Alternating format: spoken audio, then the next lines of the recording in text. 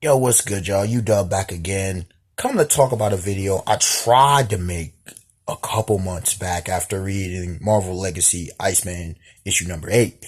And my thoughts on Iceman, alright, and the progression over the years and my changed perspective on him. Now, do I follow Iceman comics? No, I do not follow Iceman comics.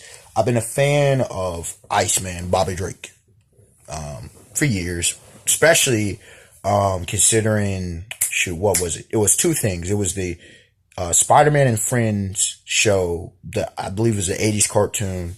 It was Spider-Man, Peter Parker, Iceman, Bobby Drake, and it wasn't Firestorm, was it? I always forget the chick's name because I don't want to confuse her with one or two other characters in DC Comics. Anyways, there was that, as well as I can never remember the game, but there was a series. There was at least two games. You start out with Wolverine. It was video games. And Iceman, I was a fan of Iceman and I rocked with him. He's worth 33. I still remember he was monster. He was beastly. And then hearing about his second mutation and everything. So yeah, I've been a fan of Bob Drake. He's definitely not one of he's not my top amongst my top like five or so. He's my top 10 favorite X-Men, one of my all-time favorite mutants. But I rock with his concept. I do like his character, and I had issues hearing things. They made him gay. Look, if a character, and there are homosexual characters, there are lesbian characters in comics. My issue is, why are you making this change? Especially if it's unnecessary. And comics are notorious for doing that. Both DC and Marvel are at fault. Don't act like Marvel is just the sole perpetrator and offender in this case. But I'm like, dude, why are y'all making this man gay? Why? Like, why? This serves no purpose. Or all these years. And the way they outed him was just mad dirty. Not the people in the whole coming out thing, which different topic for another day and how that is in 2018. But also, it was just dirty, and Jean Grey, that's just dirty. You just don't do people like that. Like, just the decency. But it came out and all that, and I'm like, I didn't think it. I'm like, please don't be pushing no kind of agenda. I was rubbed the wrong way. It's almost the same thing as in the New 52 version of Earth 2 with Alan Scott making him gay. Why? Why? Now, it's not the same Alan Scott, Green Lantern, the first Green Lantern, but it's just like, why? I don't understand what's the purpose of doing this. But after reading number 8, I bought that one. It was a great comic. It really was. And reading the, I guess some of the fan mail, cause Marvel from, in certain, series, they'll put in, fan mail letters that they got. And the amount of people it touched, knowing of his series, not that specific issue, but I guess previous ones, they're saying they love it. And I'm like, he's able to reach a demographic and it's able to bring in people with comics. And I love that. I do love that aspect.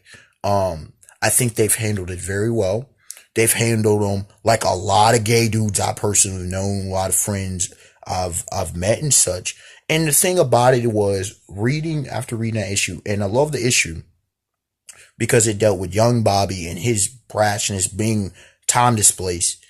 But you have an older, experienced Bobby trying to teach his young self.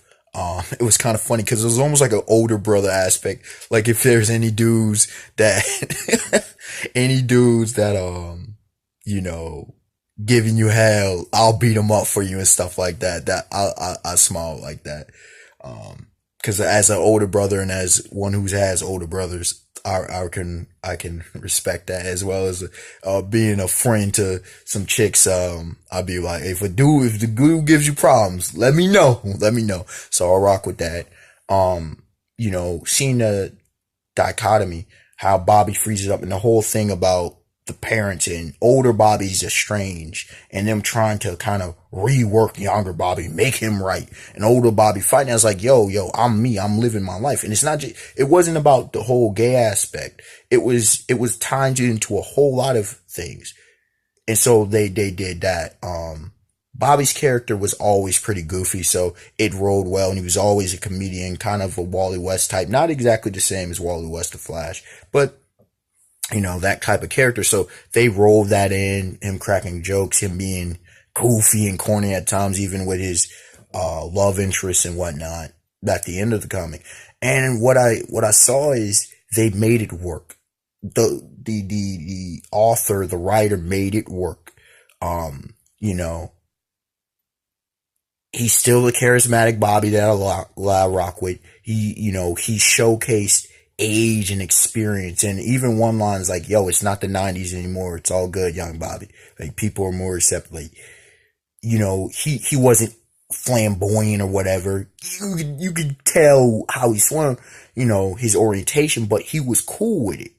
And I'm like, yes, make a realistic character. If you're gonna make a character of a certain type of whatever the case may be, if you're gonna make a character of female, if you're gonna make a character of a certain orientation, you're gonna make a character of a certain race, you're gonna make a character of a certain age group, they need to be reflective of how people actually act, not no stereotype, not putting them a label or an agenda or anything like that. Like, make them for real, that people can relate to. And I'd be like, all right, cool.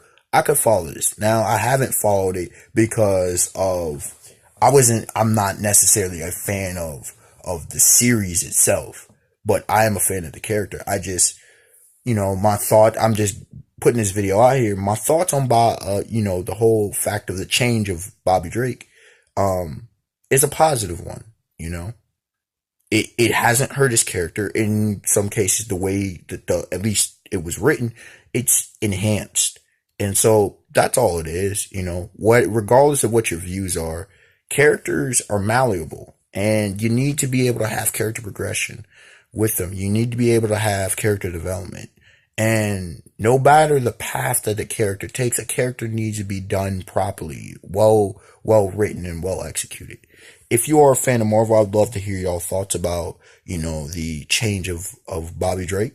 And yeah, till next time, y'all have a beautiful day, beautiful night. Peace.